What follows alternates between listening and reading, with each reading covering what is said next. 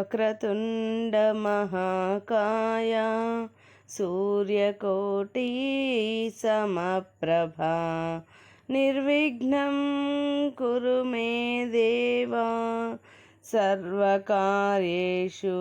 సర్వదా.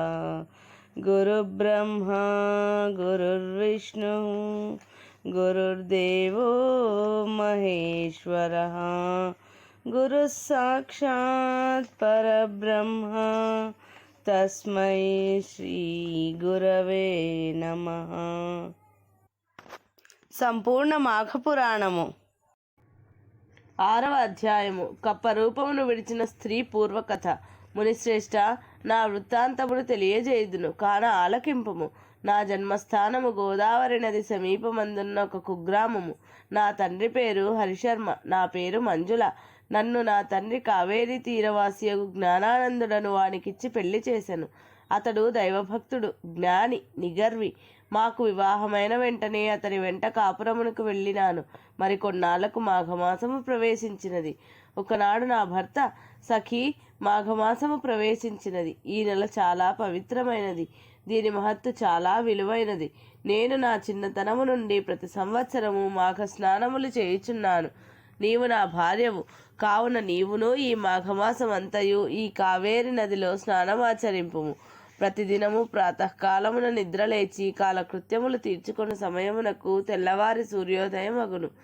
సూర్యుడు ఉదయించిన వెంటనే నదికి పోయి నదిలో స్నానము చేయుదము. ప్రభాత సూర్యునికి నమస్కరించిన తర్వాత నది ఒడ్డున విష్ణువు యొక్క చిత్రపటమును పెట్టి మంచి పువ్వులతోనూ మంచి గంధము, అగరు, ధూప దీపములతోనూ పూజించి స్వామికి ఖండ శర్కర పటిక బెల్లము నైవేద్యం ఇచ్చి నమస్కరింతుము. తరువాత తులసి తీర్థములోనికి పుచ్చుకొందము. మన కుటీరమునకు వచ్చి మాఘపురాణమును రోజుకొక అధ్యాయము చొప్పున పఠింతుము. దీని వలన మనకు చాలా ఫలము కలుగును. నీ 5వ తరము చల్లగా ఉండును అని హితబోధ చేసెను. నేను అతని మాటలు వినిపించుకోక రుసరుసలాడి అతనిని నీచముగా చూచితిని.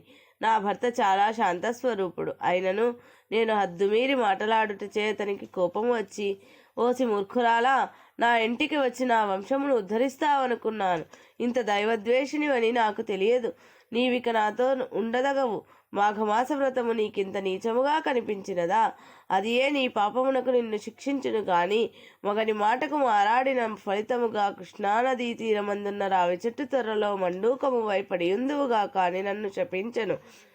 వారి సింహగర్జనకు వణికిపోతిని, హరిశాపమునకు భయపడిపోతిని, వారి రౌద్రాకారమును చూడజాలకపోతిని.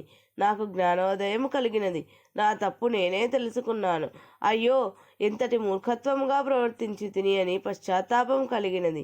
వెంటనే నా భర్త యొక్క 2 పాదములు పట్టుకుని, నాకు ఈ శాపము ఎట్లు పోవును, మరలా నిన్నెటుల కలుసుకొందును, నాకు ప్రాయశ్చిత్తము లేదా అని పరిపరి విధాల ప్రార్థించగా నా భర్త కొంత తడవ ఆలోచించి ఒక గడువు పెట్టెను. అది ఏమనగా, గౌతమి మహర్షి గోదావరి తీరమందున్న తన ఆశ్రమము నుండి ఉత్తర దేశ యాత్రలు చేయుటకు బయలుదేరి తిరిగి మాఘశుద్ధ దశమి నాటికి కృష్ణానది స్నానము చేయుటకు వచ్చెదను. అలాంటి సమయములో నీవు వారిని దర్శించిన ఎడల ఆ మహర్షి ప్రభావం వలన నీకు నిజరూపము కలుగును అని చెప్పుచుండగానే నేను కప్పరూపమును దాల్చితిని. నా భర్త కూడా నా మూర్ఖత్వమునకు విచారించెను.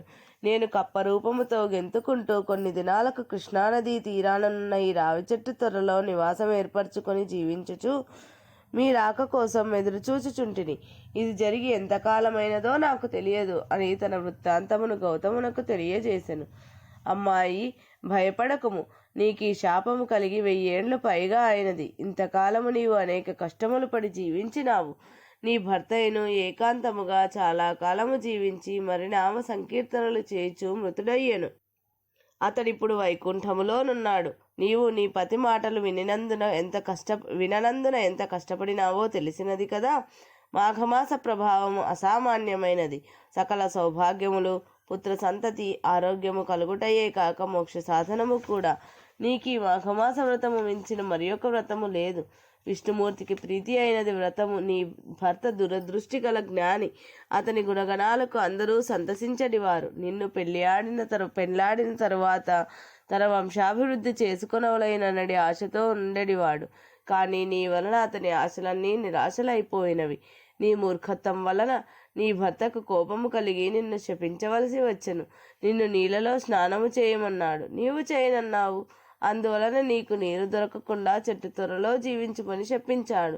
ఈ దినమున దైవ నిర్ణయముచే నీవు నా సమక్షములో పడినందున నీ భర్త శాపం ప్రకారం మరలా నీ నిజరూపమును పొందగలిగినావు. అందున ఇది మాఘమాసము, కృష్ణానదీ తీరము కాన మాఘమాస వ్రత సమయము నీకు అన్ని విధములా అనుకూలమైన రోజు. అందుచే నీవు వెంటనే శుచివైరము. స్త్రీలు కానీ పురుషుని కానీ ఈ సమయములో ప్రాతకాలమున స్నానము చేసిన ఎడల విష్ణు సాన్నిధ్యమును పొందుదురు. ఎవరైనా తెలిసి కానీ తెలియక కానీ మాఘశుద్ధ సప్తమి, దశమి, పౌర్ణమిలందును పాడ్యమి రోజునను నదీ స్నానం ఆచరించిన ఎడల వారి పాపములు నశించును.